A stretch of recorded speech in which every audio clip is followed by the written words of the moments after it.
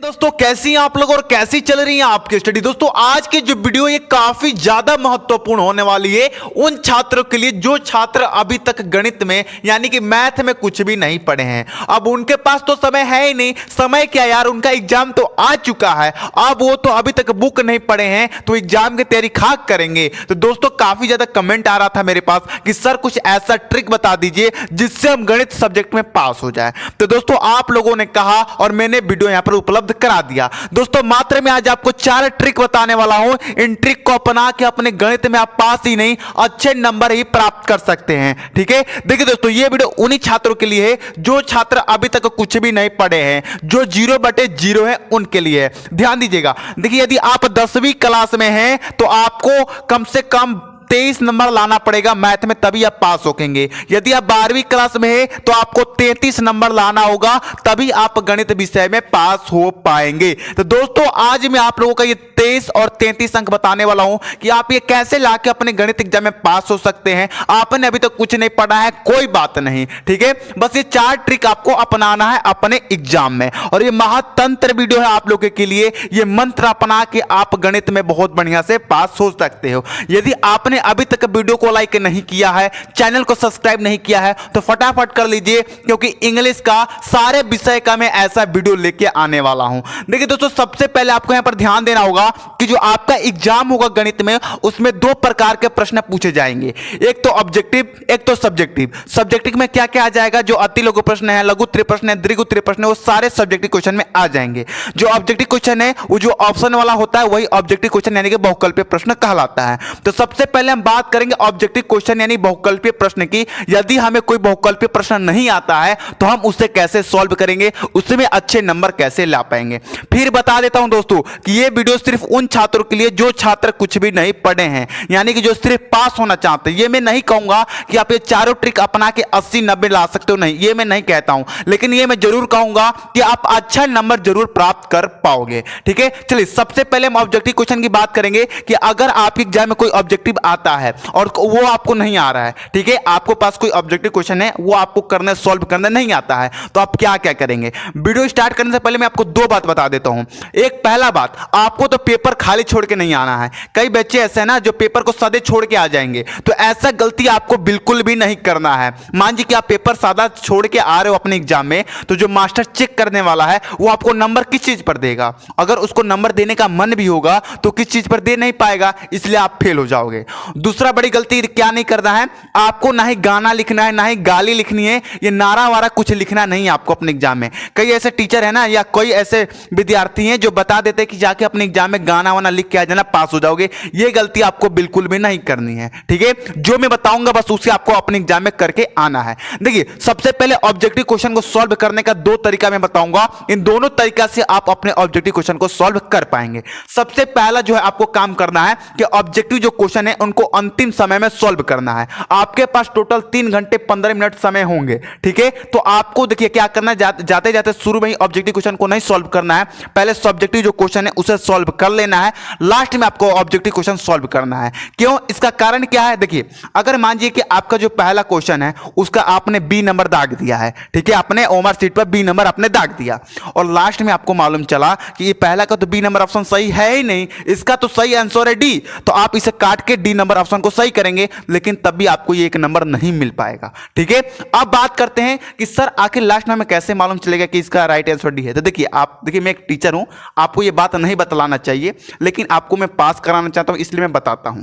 देखिए जब paper start होता है ना, आपका जो पेपर होगा, जब पेपर स्टार्ट होगा तो जो शुरू के 1 से 1.5 घंटे होते हैं ना वो थोड़ा गंभीर होता है, यानी कि उसमें कोई चिट विट नहीं होता है, कोई एक दूसरे को ताकता भी नहीं है। लेकिन जैसे 1 से 1.5 घंटा बीतता है तो थोड़ा बहुत चिट होने लगता है, बगल एक दूसरे को बताने लगते हैं, तो इस तरह लास्ट में आपको कोई बता देगा कि पहला का ए है, पहला दूसरा का बी है, तो ऐसे आप ऑब्जेक्टिव क्वेश्चन कर पाओगे। इसलिए मैं आपको बोल रहा हूं कि अंतिम समय में आपको ऑब्जेक्टिव क्वेश्चन सॉल्व करना है। देखिए मैं एक टीचर हूं और ये कहना मेरे लिए शोभा नहीं है, लेकिन ये भी मैं नहीं चाहता हूं कि आप फेल हो जाओ, इसलिए मुझे ये बताना पड़ रहा है। ठीक है, तो लास्ट में आप लोग ऑब्जेक्टिव क्वेश्चन सॉल्व कीजिएगा, क्योंकि सब्जेक्टिव तो आपको कोई बता नहीं पाएगा मुंह जमानी, ऑब्जेक्टिव भी ऐसा है जिसे आपको बता सकता है, कोई बोल देगा कि पहला का सी मार दो तो पहला का सी आप मार लेना, अगर मान लीजिए कि लास्ट में आपको ये ना मिला, यानी आपको कोई नहीं बताया, तो आप कहोगे कि सर हम ऑब्जेक्टिव क्वेश्चन छोड़ के चले आएंगे। नहीं छोड़ के आना है। अगर कोई आपको नहीं बता रहा है तो दूसरा तरीका आजमाना है। सभी बहुकल्पीय प्रश्न का बी या सी गोला भर दो। यानी कि अगर लास्ट में अगर आप देखोगे कि आपके पास मात्र 1 या 15 मिनट समय है, मतलब 1 घंटे या आधा घंटा समय है, अभी तक आपको किसी ने बहुकल्पीय प्रश्न बताया नहीं, या आपके रूम में जो है क्लासरूम है उसमें चीट विट हो नहीं रहा है, तो हम क्या करें? अब इसके आगे क्या करना है वो ध्यान देना।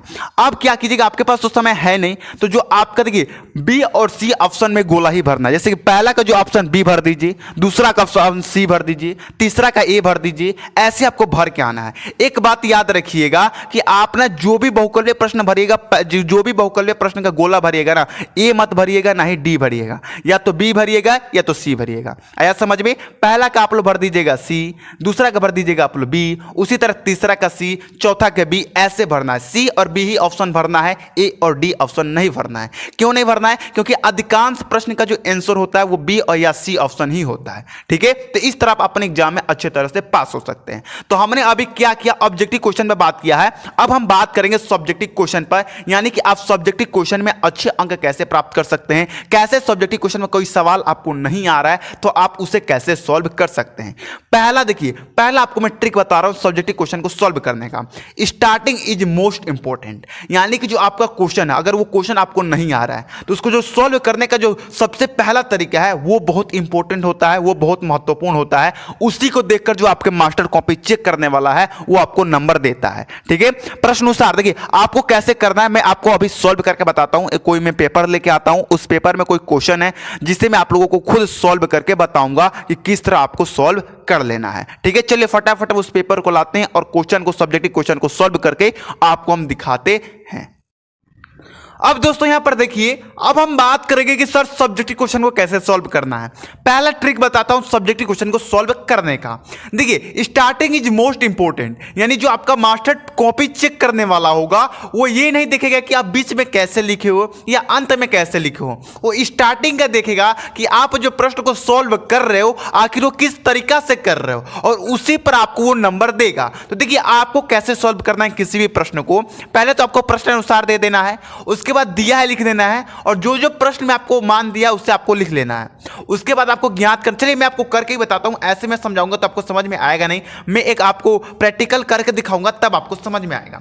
जैसे कि मैं यहां पर एक पेपर ले लेता हूं, देखिए 2022 का पेपर है, तो मैंने यहां पर एक 2022 का पेपर ले लिया। अब आप ये मत पूछना कि सर ये किस बोर्ड का है, किस क्लास का है, इससे आपको कोई मतलब नहीं है। ये सारे क्लास के लिए अच्छा है ट्रिक, किसी भी क्लास में चाहे 10 चाहे 12 किसी भी बोर्ड में हो, ये ट्रिक आपको काम करेगा, 100% आप पास होगे। ठीक है, तो देखिए मैंने यहां पर एक पेपर ले लिया है। अब देखिए यहां पर कोई भी क्वेश्चन आप ले सकते हो, जैसे मान जी कि मेरे पास ये एक क्वेश्चन है जो मुझे नहीं आ रहा है। ठीक है, अब इसे हम कैसे लिखेंगे, पहला ट्रिक, अभी पहला ट्रिक बता रहा हूं, दूसरा ट्रिक अभी मालूम बाकी है। ठीक है, देखिए मान लीजिए कि हमारा एक प्रश्न है कि यदि द्विघात समीकरण 2x² - 5x + k = 0 के मूल बराबर है तो k का मान ज्ञात कीजिए। अब ये जो सवाल है ये मुझे नहीं आ रहा है, तो मैं इसे तो छोड़ूंगा नहीं, क्योंकि छोड़ूंगा तो भाई नंबर तो ऐसे मिलेगा ही नहीं, इसलिए मैं इसको कैसे करूंगा वो ध्यान दीजिएगा। देखिए सबसे पहले तो आपको यहां पर प्रश्नोत्तर दाग देना है, प्रश्नोत्तर यहां पर दाग देना है, प्रश्नोत्तर संख्या पर लिख देना है। ठीक है, देखिए मेरा राइटिंग यहां पर खराब बैठ रहा है क्योंकि अभी लिखना नहीं बन पा रहा है, तो आप लोग समझने के लिए बस यहां पर ध्यान दीजिएगा। प्रश्नोत्तर संख्या क्या है भाई, तो देखिए दूसरा का यहां पर घ है, तो यहां पर लिख देंगे हम दूसरा का घ, बस इतना इस तरह आप लोग लिख दीजिएगा, इतना लिख दीजिएगा। इतना लिखने के बाद अब आपको क्या करना है, अभी मैंने ट्रिक में बताया कि स्टार्टिंग इज मोस्ट इंपॉर्टेंट, सबसे पहले आपको प्रश्न अनुसार लिखना है। तो चलिए हम यहां पर सबसे पहले प्रश्न अनुसार लिखते हैं। अब आपको मैं बढ़िया से करके बताता हूं, प्रश्नानुसार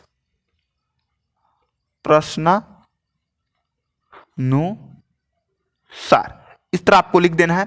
इसके बाद यहां पर एक कोमा दे देना है, उसके बाद एक लाइन छोड़ के यहां पर आपको लिखना है दिया है, एक लाइन छोड़ के क्या लिखना है, दिया है।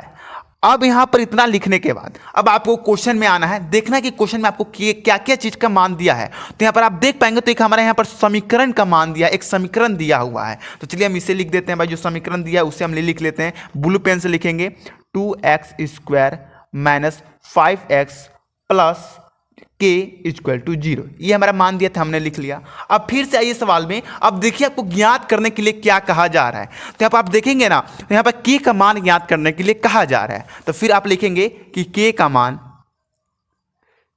मान ज्ञात करना है। ठीक है, इतना आपको लिख देना है। अगर इतना आपने लिख दिया तो अगर आपका सवाल 2 नंबर का है तो 1 नंबर आपको फिक्स है कि मिल जाएगा। ठीक है, अगर ये सवाल 2 नंबर का है तो अगर आपने इतना लिख दिया तो आपको 1 नंबर फिक्स है कि मिल जाएगा। अब बात करते हैं कि इसके आगे आपको क्या करना है। देखिए, अगर इसका फॉर्मूला आपको अगर याद है तो आप यहां पर फॉर्मूला लिख सकते हैं। यदि आपका इसका फॉर्मूला याद नहीं है तो बस आपको इतना ही छोड़ देना है। इससे अगर आगे आप करोगे तो गलत करोगे, इससे आपका नंबर कट सकता है, इसलिए आपको इतना ही छोड़ देना है। अगर 4 नंबर का होगा तो 1 या 2 नंबर तो आपको जरूर मिल जाएगा, या 2 नंबर का होगा तो 1 नंबर आपको जरूर मिल जाएगा। यह तो रहा हमारा पहला तरीका। अब जो दूसरा तरीका है उसे भी हम लोग देख लेते हैं।